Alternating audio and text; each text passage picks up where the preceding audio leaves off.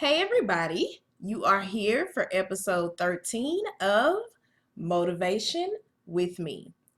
So, I know what you guys are thinking because I'm thinking the same thing. It's been so long since I recorded a YouTube video. I don't think I recorded one all of 2020. So I think this is my first one. See, that's how long it's been because I don't even remember the last time it was that I recorded a YouTube video. But I think this is my first one of 2020, if I'm not mistaken. I know the last one we did was the Single Saved and Celibate series, Toxic Relationships and Breaking Away from Toxic Relationships. And I had my cousin Ashley Pickens on that one. It was a great video, great collaboration. I love my cousin so much. She is like a sister to me. We grew up together. We're born a year apart. We're inseparable. She protects me, and she just has beautiful wisdom and insight. So shout out to my cousin Ashley Pickens. But today I wanted to shortly discuss. Today is Saturday, so tomorrow will be Father's Day, and Father's Day is a really hard day for me. Um, because as some of you may know, my father was murdered March 14th, 2004, through domestic violence. He was killed, shot and murdered by the woman that he was dating, and I was 11 at the time. Now I'm 27, and even being 27, even it being so long ago, Father's Day is like the hardest day of the year for me. Even the date of his death isn't as hard, and I always do this positive thing called Purple for Randy, where I have people wear purple on March 14th and they post a picture and hashtag Purple for Randy. And this year we had bracelets that say Purple for Randy on them. I never take this bracelet off, and it says March 14th, 2004. So I've been doing that initiative for about 2 or 3 years now. And so I always try to find something positive to do during those times, like Father's Day and the date of his death, and his birthday is January 1st.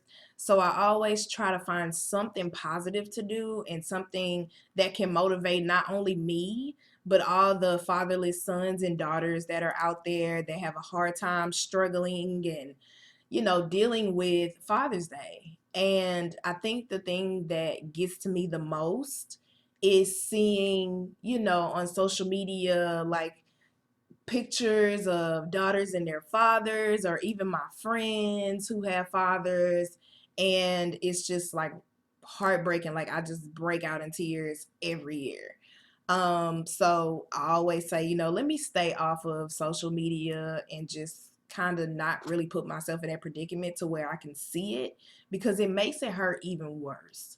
And these Father Day gifts ads have been popping up all over my timeline on my Google, and I'm just like, every time I see one, I'm like, okay.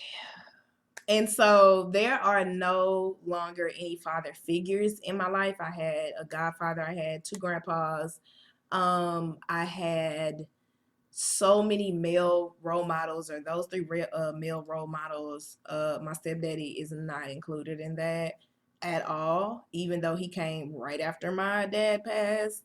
He is no.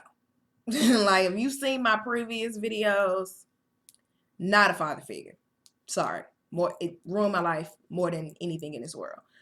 So I wanted to give a little motivation for our fatherless daughters and sons, because this is not just fatherless daughters, this is both men and women. No matter what age, whether you're young, whether you're young adult, whether you're older. My grandpa passed away, so my mom and my aunt have lost their father too. So I wanted to give a little motivation for this time, because it's a really hard time, same as Mother's Day. And those who don't have their mothers anymore, it's a really hard day for us.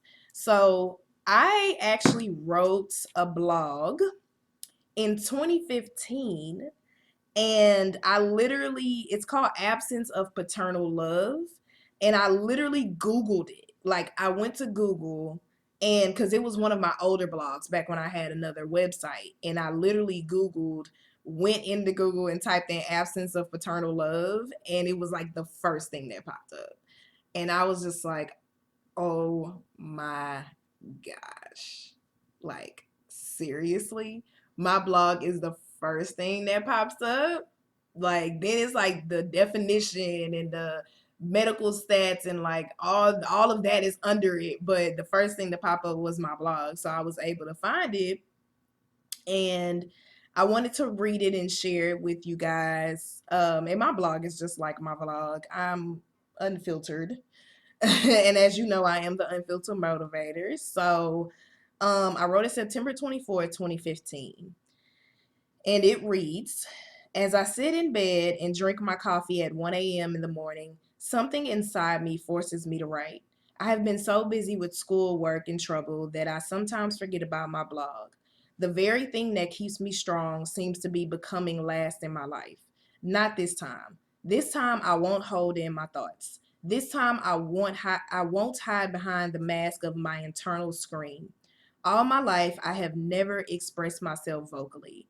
I've suffered in silence, and my only friends were pen and paper because they don't talk back. I tell everyone I know, family or friend, if you want to know what I'm thinking, read what I write. If you're not a reader, then you'll never know my true feelings. Now that I got that out the way, I want to write about the absence of paternal love, specifically from a female perspective. Paternal love is important whether there is a son or a daughter. However, paternal love is especially important to a woman because without it there may be severe consequences.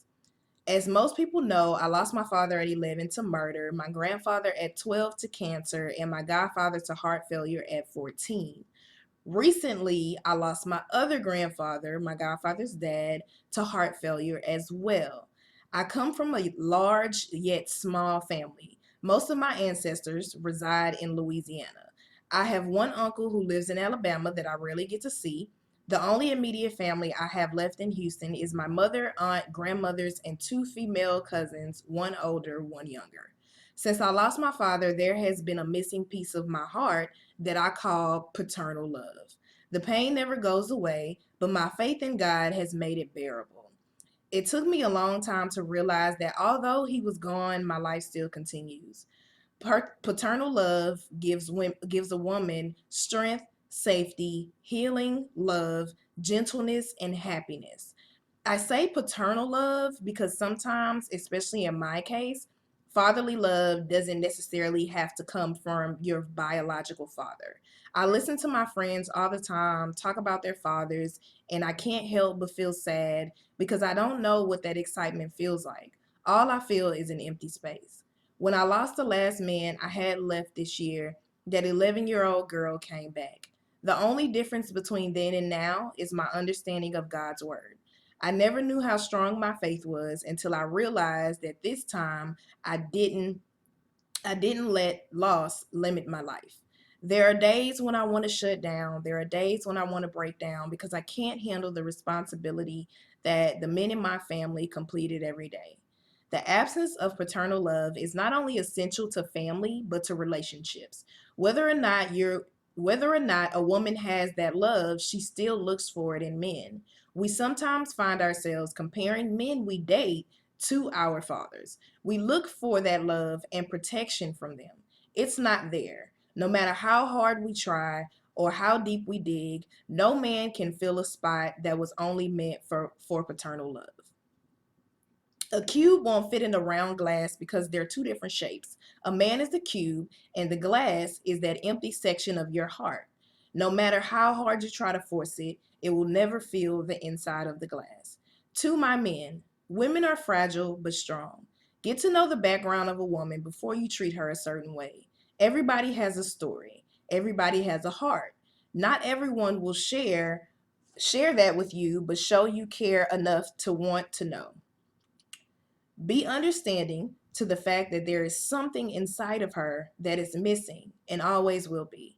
You may not be able to replace it, but you can give her enough love that she doesn't realize it's gone. To my women, I know it hurts. Stay strong. Remember that there are many ways to love. One type of love may not be there, but there are many more ways to choose from. But there are many more to choose from. Don't lock your heart, knowing that the key is impossible to find.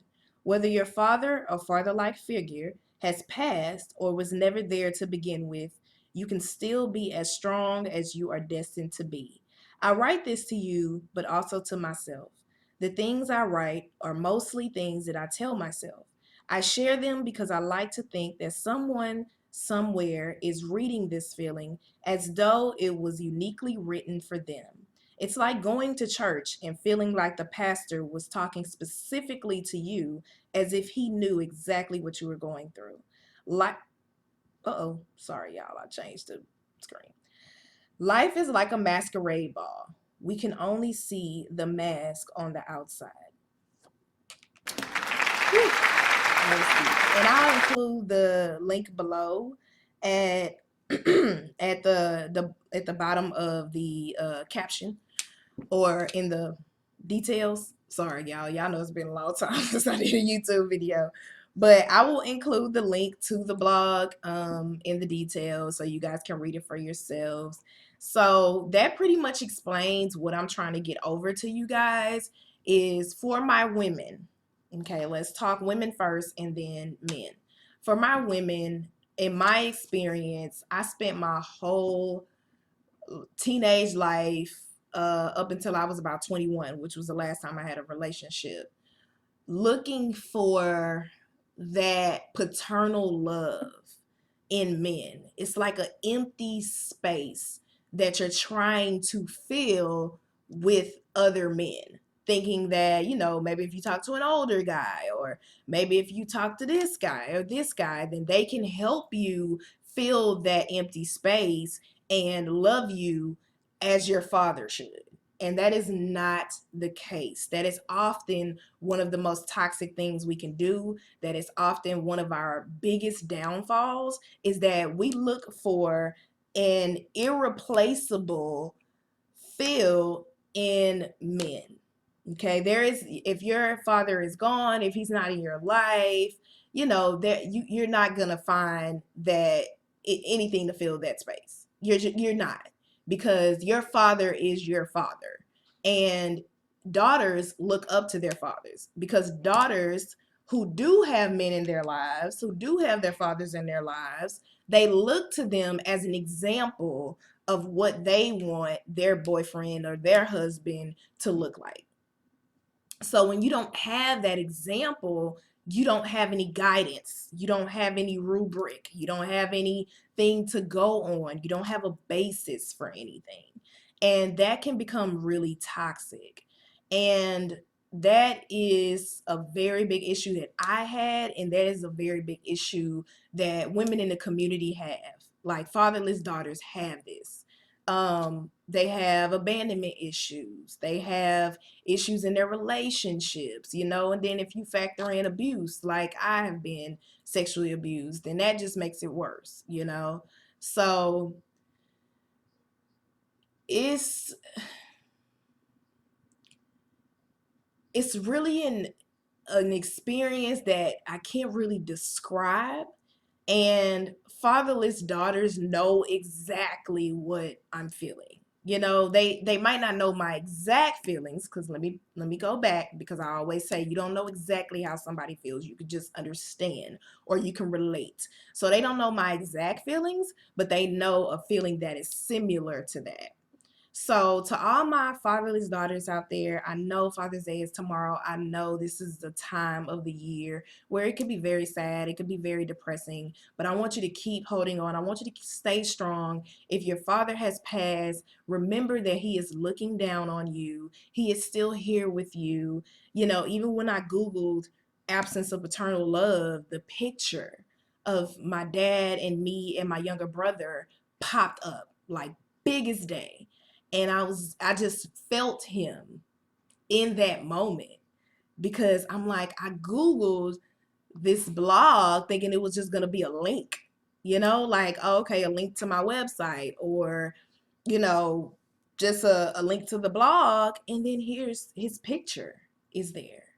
And I just did this right before I recorded this video, and I'm just like in complete shock because tomorrow's Father's Day, and that was, his way of telling me like I'm still here. You can Google something that you wrote, in which I may have attached his picture to, and there he is. You know. So for my men who are fatherless sons, who don't have men in their lives, it affects them. If they're young, they don't have any guidance. A lot of our men come from single parent, single mom relationships. So they don't have that male guidance. Mothers can try as hard as they can to raise a son and a man or a teenage boy, but it's not the same. It's not the same, because there are some things that a young man needs to know that he can't learn from his mother. So, and even with, I have boy mentees, I have teen boy mentees that both of them were raised in a house full of women. So they were raised by single moms or grandmas and things like that. And so, even bringing them into the trouble movement, I was their mentor. So there's another woman that's their mentor. But I brought in different men that I thought were very influential, that I thought could talk to them and kind of lead them down the right path. And I can only, they're 18 now, so my baby's graduated. But I can only pray and imagine that they grow up to be phenomenal men, and they have already have. These are two wonderful teenage boys that I've watched grow. And I can only hope that they don't fall into negative influences. Now they've graduated high school and one is in college. So I do hope that they continue, and I will continue to direct them towards those positive male influences. But I do hope that they continue and realize, even though you didn't have a father in the picture, whether he passed or whether you don't know him or whether you don't have a close relationship with him, then you can still have that power as a man. You don't have to be generational. You can break the curse. Because one day you may have children, whether you have a son or a daughter. So you have to think about it that way. One of my friends, my close friends, has a daughter now, and his dad passed away. But I've watched him be a phenomenal father. He's been a phenomenal father to his daughter. And I want us to come together as a community. As you can see, just, switching it really quick, because this often happens in the Black community. But, we're in this time where we're dealing with racism and we're dealing with police brutality. And my shirt, shout out to Amber Dobbins.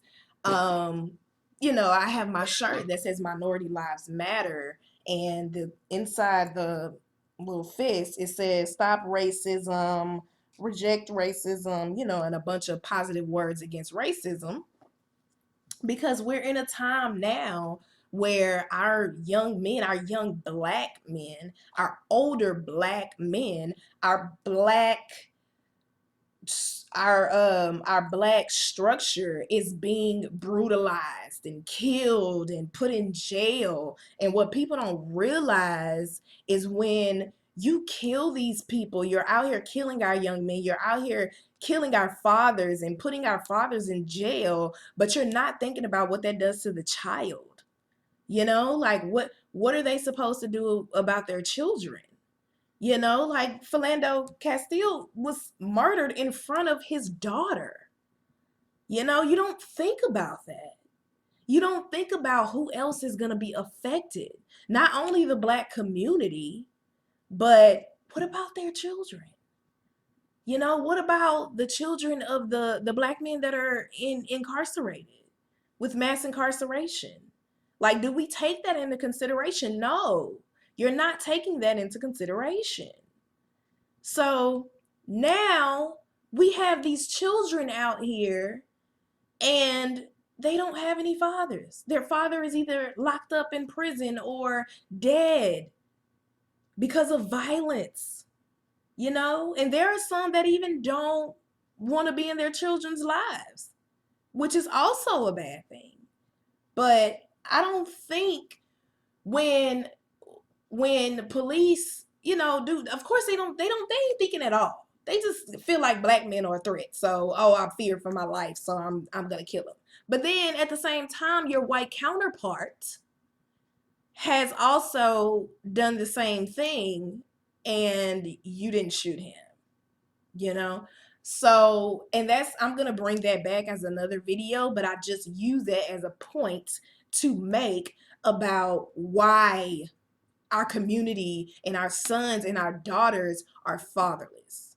You know, my dad didn't die by the hands of the police, but he died by a crazy black woman and he experienced domestic violence, but she never got arrested. You want to know why? Because two white policemen arrived on the scene, looked in the back of the truck. Now, my dad was a cowboy. Yes, he had a gold tooth with an R on it. Yes, he dressed like a cowboy. He had a gold chain. They looked at, oh, just another thug dead. I'm sorry, what? No, my dad was no thug. And for you to look at him like that as if he was one, you're an asshole. Okay? You're an asshole. And she cries self-defense, so you're automatically going to take her side. Never mind the fact that she just shot him 6 times. Never mind the fact that the autopsy report clearly shows that that is not the case. Never mind the fact that she paid off the DAs and the police officers and the witness that saw it. Never mind that. You just automatically assume he was a thug? No, he's a cowboy. He didn't believe in hitting his girl children, his daughters. He never put his hands on no woman, no girl, no child. So you cannot tell me that you shot my father in cold blood self-defense. Bullshit. I call bullshit. And I held on to that anger for so long, but I had to forgive this woman. I cannot hold on to that anger. I'm like, you know what? You ruined my life when I was a kid by taking my father away from me, but I will not let you ruin my adulthood. So I'm going to forgive you, and I'm going to leave it to God to handle you the way you should be handled. And while you're suffering, then I'm going to continue to fight for domestic violence. I'm going to continue to fight for the black community. I'm going to continue to do these things in his honor because he's not here. My dad had 10 children. Most of them were girls. My sisters are dealing with this. My older sister, my younger sister, my other older sister, we don't have dads. We don't have fathers. He's gone. We have each other. So now I have to take care of my sisters. We have to take care of ourselves because you decided you wanted to kill my dad. And then the 2 white officers, they go on the scene, they like, oh, he's just a thug. Y'all don't even arrest her. Y'all don't, I'm 11 years old writing letters to the court. Like, can you please at least arraign this woman? No. It's 2004. Y'all racist. Y'all assholes. Y'all making assumptions. So now I have to live my life without a father. And now I have to then bring that into my relationships and it affects my relationships. No. And it wasn't until I got older and I realized that.